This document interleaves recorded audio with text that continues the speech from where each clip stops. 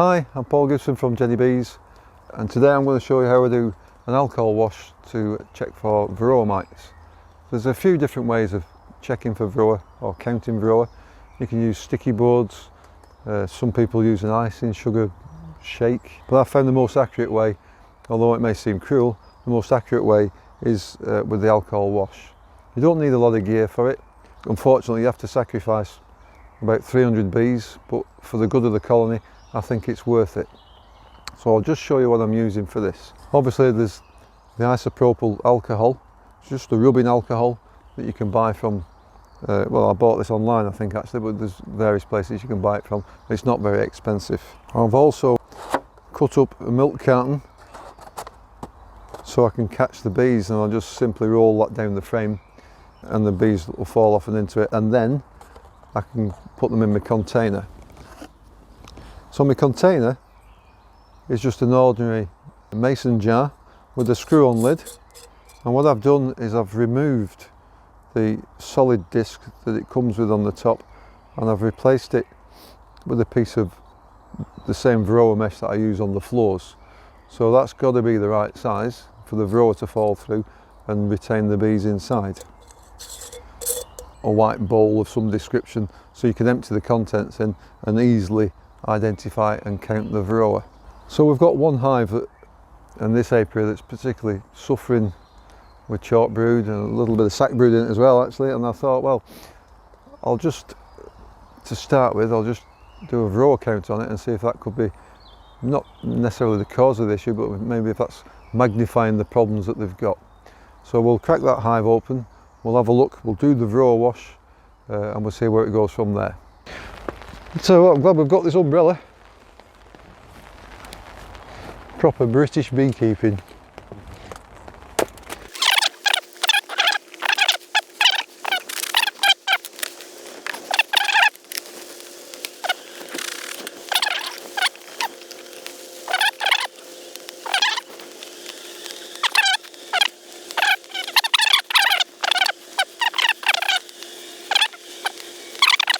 What I'm actually looking for now is to see if I can find the queen before we start taking bees off.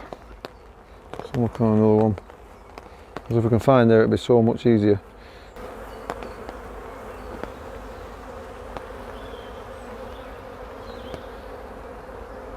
There she is.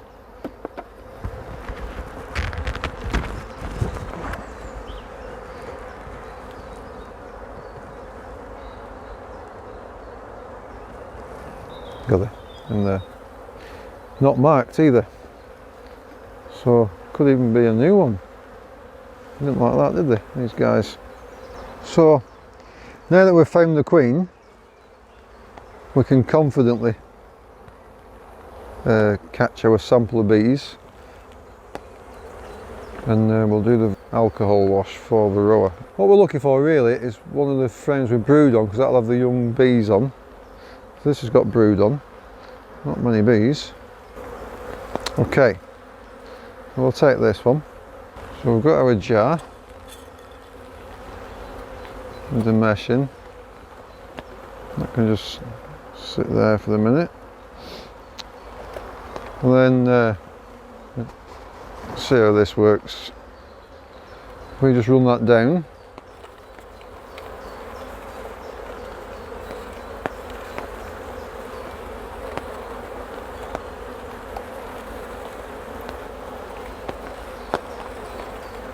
Need a few more than that.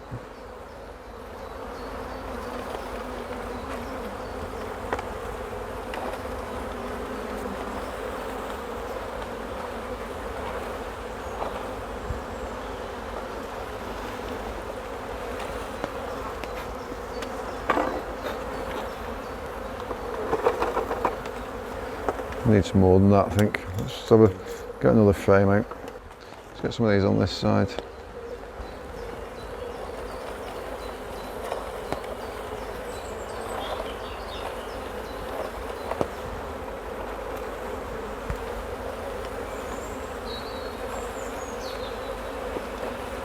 That's better.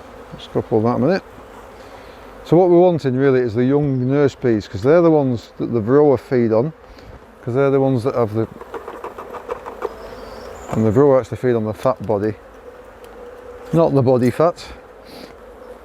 The easiest place for the Varroa to access the fat body is on the bee's underside. If you're actually seeing them on the back of the bee, you've probably got a huge infestation. We need a sample of about 300 bees, which I know is the bottom of that label there. So we've got about 300 bees in there. Okay, so we've got our sample of bees there, and we've got our isopropyl rubbing alcohol.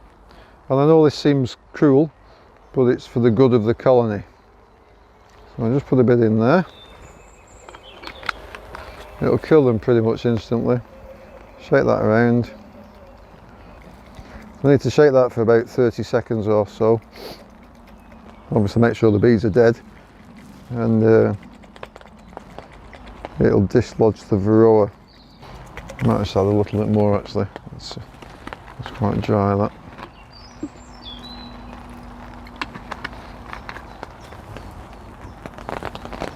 Just keep shaking that.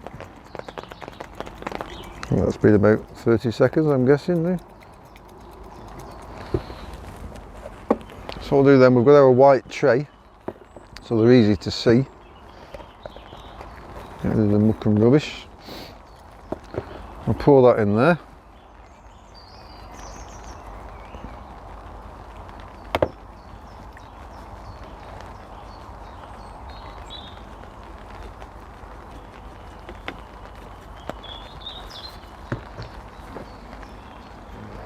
And then if you look in there, that's pretty horrific for this time of year. 1, 2, 3. The others are bits of muck. Okay, so that's just off the alcohol wash. What I'm going to do now is I'm going to add some water and rinse them through. And I'll probably do this a couple of times. So we've got 3 off with the alcohol wash. Let's see if there's any more just clinging to the bees now. And that's a high infestation because 3 is actually 3 in 300 bees, that's 1 in 100, so we've got 1%. I didn't want to see any, really. Just pour that in. Yeah.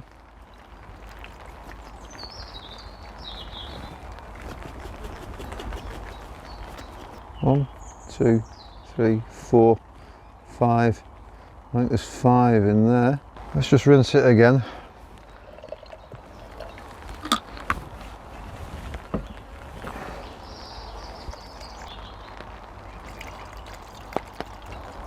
So look at this now. Oh, what am I doing? I nearly tipped all the bees in then. Forgot, I've got the thing on the top.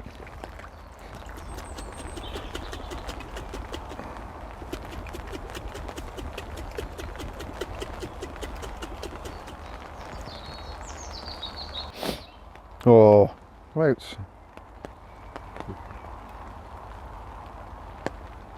Don't really survive in it anyway, it's got the alcohol in it, hasn't it? So it's difficult to see on the camera, but if I'll point them out, there's 1 there. 1, 2, 3, 4, 5, 6, 7. I think there's 1 there, 8. I think there's 9 in there, which is a lot. Now all these hives have had the same treatment, but for some reason this one seems to be suffering. So what I'm going to do now is I'm going to treat these for Varroa with some proprietary strips, Apistan or something maybe. I'll see what I've got in the truck with me, we'll drop those straight in. There's not a lot more we can do, to be honest.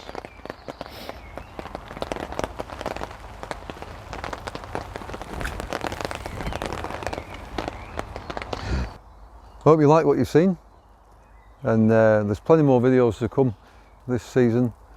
Please remember to like and subscribe, and we'll see you next time.